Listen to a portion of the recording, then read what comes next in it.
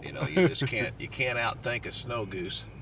And so I prefer to just patiently wait at the decoys. And when they dismiss class here, you know, hopefully we'll get some players.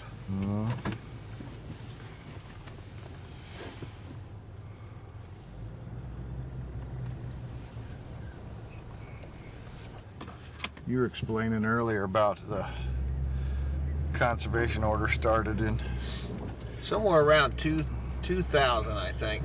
It was enacted by the U.S. Fish and Wildlife Service to try and curb the population. Bill Clinton was the sitting president when they signed it into law. You know, I mean, it's a hunting season, obviously, but they don't consider it as such. It's a conservation order. And so they're actually overpopulated to a catastrophic number, and they're destroying literally thousands of acres of their own habitat. Snow geese, you know, unlike the Canada goose, you know, a pair of Canada geese will each have its own nesting area or pond or lake or marsh. They're very territorial in that effect, but snow geese nest in colonies. I've never been to a nesting colony, but I've seen pictures where the nest will just be a few feet apart, and so therefore there's a very large number of geese on these nesting areas, which is all, you know, northern Canada, Alaska, the Arctic, Siberia, these things. That's where they call home for at least 3 months out of their lives every year. And so they nest in very dense colonies, and they do what's called grub. They eat the vegetation that's in those areas, and they grub the foliage and the grasses out by the roots, and they don't come back. You know, they do not grow back. And so therefore that area that's overgrubbed and overnested just turns into an acidic wasteland. I've seen the satellite photos of them, and it's amazing, really. And that's all from an overpopulated, you know, species, you know, doing most harm to itself, but there's a whole ecosystem up there, or ecosystem, that, you know, depends on that area. And so the biologists and those that understand this from a scientific point of view say that they need to be reduced, and so that's what we're doing. We're giving it our best shot anyway, aren't we, Tom? So. Yeah. Well, one of the reasons they became overpopulated was just the difficulty. They travel in such large groups, difficulty to hunt them. Yes. Look at what we're going through today. We say 1,600 decoys are out in the field we're hunting. That's correct. And, you know, the Midwestern sportsmen and outdoorsmen hunters, we really didn't understand how to hunt them, and so it's kind of evolving. And this conservation order has been very relaxed. There's no plugs in our shotguns, so we can use the electronic collar. And then there's no limit, which is kind of a moot point this morning because you know, we've bagged 3 so far. But you know, on the days when the stars align and everything comes together and you've got lots of birds, why you know, you can rack up some numbers. And so it's interesting that the sportsman once again is going to play a role in, you know, the true caregiver, the true watchdog of a species. We come under attack all the time from the animal rights groups because they have a sympathy for the individual animal, whereas the sportsman, I mean, I'd be the first to stop if they told me I needed to stop. And I want to be the first in line to start when they tell me we need to reduce their numbers. And so we're once again going to play an important role in managing a species, or so that's the hope. You know, no one's really sure. There's just theories and what we think happened for them to be overpopulated. As you said, they were little understood. They're high flyers. They travel in big flocks. I mean, they've been around since probably day 5 of creation, but, you know, we didn't understand the species, and farming practices have changed. I mean, they've made that same 3,000-mile journey, you know, from the Arctic all the way to the Gulf every year. But 50, 60, 100 years ago, you know, and before that, farms was tiny. You know, a 50-acre farm field, fall plowing was very prevalent, so they turned the ground over each year from the farming practice. And so the food was pretty scarce for that journey. And as farming practices changed and we went from a few hundred acres to a few thousand-acre fields, and practices such as no-till, where the grain would just lay waste, you know, that the combines missed, was there for their journey, you know, all the way from Canada all the way to the Gulf and back. And so they kept returning healthier and healthier, and there was, you know, less death in that journey, and so slowly their populations grew to the point that they are today. And you know, there's a lot of different ideas about how many there are actually out there, because they're not holding still long enough for us to count them. But anywhere from 12 to 16, 18, 20 million is what some believe that we're dealing with the north of, you know, the population. Up there you can see, and you know, you can see right now, you can't really see our decoys, but I can see Kurt and Jeff standing up. Standing, yeah. Mm-hmm. There you can start to see some white in the field. Well, and even in the regular season, you can't hunt with the electronic callers. That's correct. And there's no way to make even 10 guys blowing calls in a decoy spread of 1,600 to sound like the flock. That is correct. You can't mimic that much movement in the flock. It's they're tough to fool. They are. You know, they literally, since the conservation order has came into effect, these geese are hunted 9 months out of every year. They pretty well in Canada, they'll start hunting them in September, and then, you know, someone is hunting them on their entire journey all the way down to the, you know, the Gulf and Texas and down through Louisiana. And then on their return trip, they'll still be hunting them in Canada. You know, when they first arrive back, you know, they'll take a good whack at them even in as late as May. And so in this part of Missouri, you know, usually by the 1st of April, most of them have, you know, most of them has made it north of us.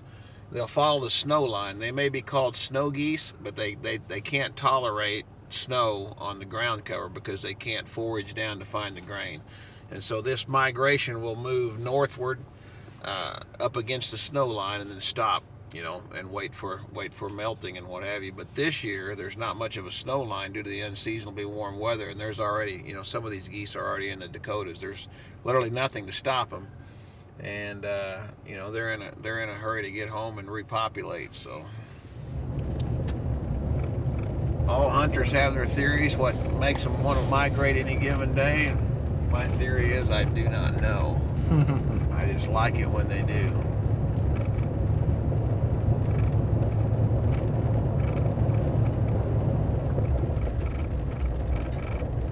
Where are we, about straight south of Swan Lake area? Or? Yes, sir. We are straight south of Swan Lake. They call this the Golden Triangle. That's a nickname for it in the waterfowl world because of the Dalton Cutoff and Grand Pass Conservation Area, Swan Lake. And if you look at those key points, why, it does form a bit of a triangle. This is the lower end of the Dalton Cutoff. That's where a lot of those geese we saw this morning come from. They've spent the night on that water somewhere. It's a lot larger than what you're seeing. A few duck blinds out there. Sure. I don't completely understand the ownership, but it's private. It's privately owned, and those people with those blinds, you know, that's their little piece of the pie, a little slice of heaven for the waterfowler. Yeah, they probably could potentially kill a few ducks and geese out of it. They do, yeah. Yeah, it's a very traditional and long-standing duck hunting spot, and I can hear some Canada geese on there right now somewhere. Mm-hmm. It is the waist of the hourglass, especially up in northern Missouri. It's that Mound City, Squaw Creek area. You want me to take you up? I was kind of thinking the migration kind of came straight from the south, from Texas, snow goose. You know, Texas has been famous for snow goose hunting for a lot of years. And it does. I mean, these birds that you're seeing, you know, certainly spent time south of us. But for this general region, when you see the migratory flocks, it's an east to west type deal. So they've come from the south, and they're cutting over now to catch the northwestern corner of our state and parts of Nebraska. You take like the folks that live in Iowa, if you went and do north of here to Iowa, you know, they don't have a lot of snow goose hunting available to them. They're just that they don't see many snow geese. But right through this central region is the waist of that hourglass of the 8, 9, 10, 12 states that have this conservation order in effect. You're in the waist of the hourglass. Kind of interesting. A lot of geese funnel through here. over the course. And then they go farther west up the Missouri. Right. They'll follow the Missouri on up into the Dakotas, North Dakota, South Dakota. There's a couple of geese working the spread right there. We'll see what happens. And what will probably happen, they'll give a demonstration of their intelligence, circle just out of gun range, and then leave. But we'll see. Those may be speckle bellies, or white fronts would be the official name. Yep, they're on the fringe. They get pretty serious. If they're legal geese, they're just about in trouble if they're legal. You're getting ready to find out.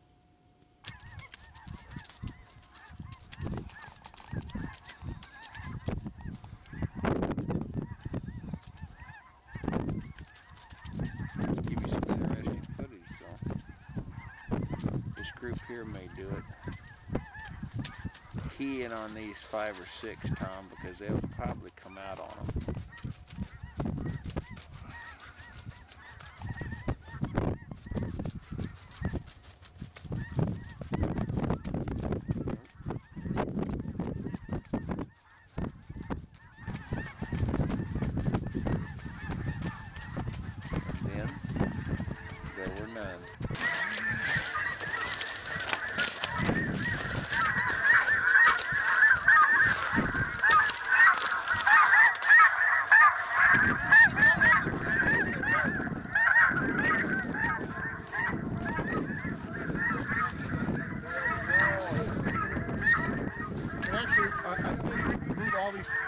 Move the flowers further back and get this thing out of here.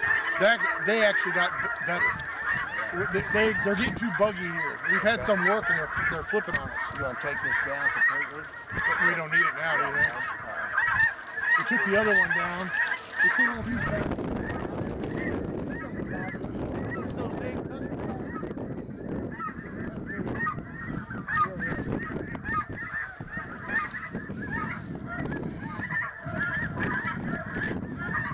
Kurt, you're just like those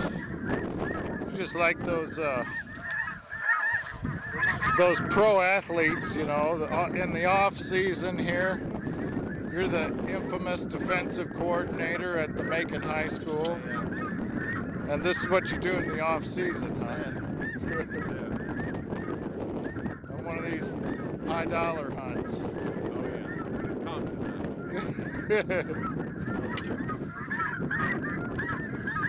Hey, we got some here. Is that group? You want to take the feather flyers down or just move them? I moved them further. We can move them way back there.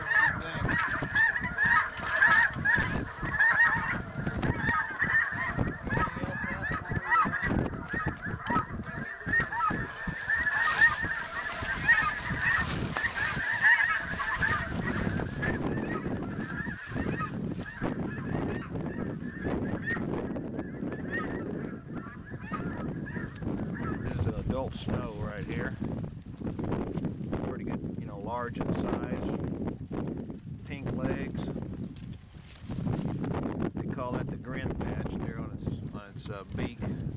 Looks sort of like teeth. But then if you compare that to the Ross goose, which is a different species, looks like a miniature snow.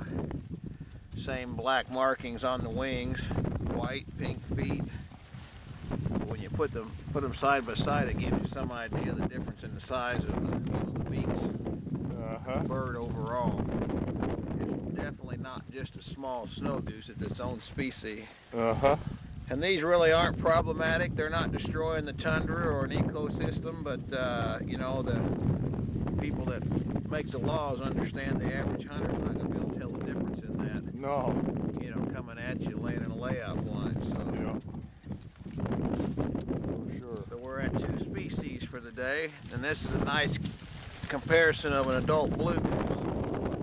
And again, the blue and the snow are the same species, they're just different color morphs.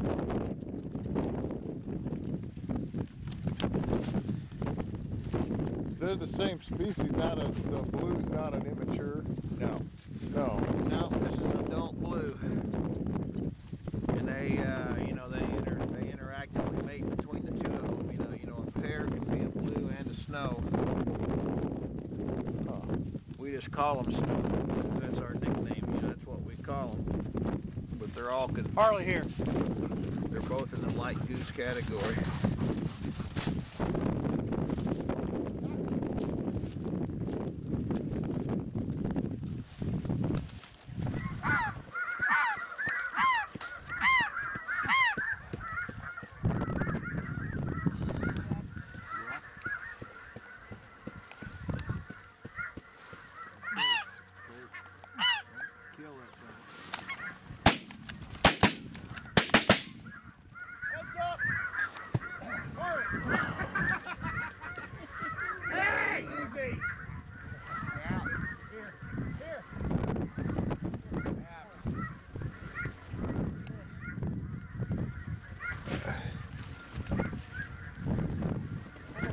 Fight over a bird.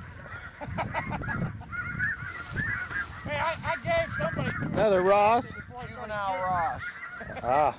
You can tell by the little splay, the little bits of gray in there. Uh-huh. I thought he was even on that last one. They're a pretty good table fare. Uh-huh.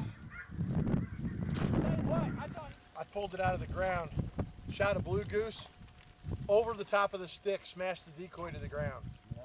The goose and the decoy are still on the stick. Impaled it back. Really? Well, we were sitting there and these guys dropped them over there and I go, boom! Well, and the goose went back there and fell. Low flyers leaving that And my point. dog went running back there and he kept like, I go, come on, fetch it up. He kept doing that. Like he's the son of the mother. Clean this, pick this up, do this all last week. Doesn't cough. Since I helped him get that job, I don't know they're good. You don't have a chance at all.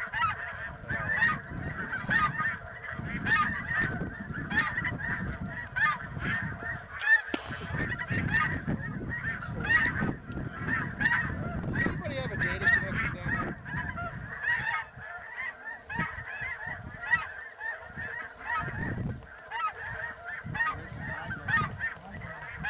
That's a migrate. We consider them migrators time above us.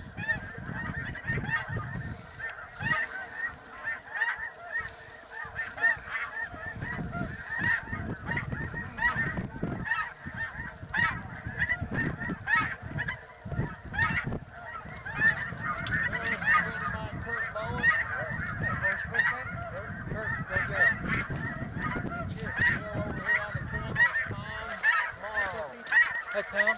Hello. How you doing? I'm all right, thanks. You're welcome. What'd you say your name was? Bill. Bill. Well, we got some migrators.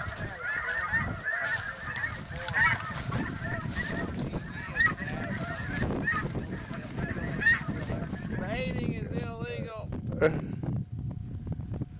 Leaving the spread brings them in. Going to the bathroom brings them in.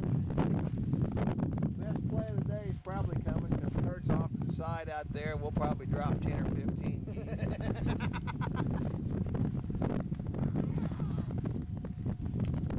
You and I driving around did not cause that this morning, though.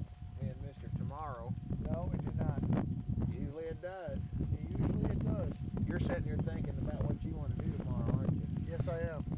Stay here or go to Swan? I don't know. And we don't have to. You can actually come to that decision at night. I've still got those 200 or 300 at home in my garage.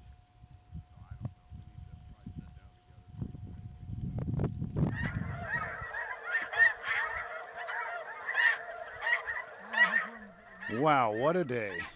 I got to learn a lot about snow goose and snow goose hunting. My first successful snow goose hunt. I really thank Arnold Compton for making it a great day. He's a great, entertaining guy to be around. Got a chance to meet a couple more good hunters, and I'm just in awe about the number of these birds, and they're really beautiful.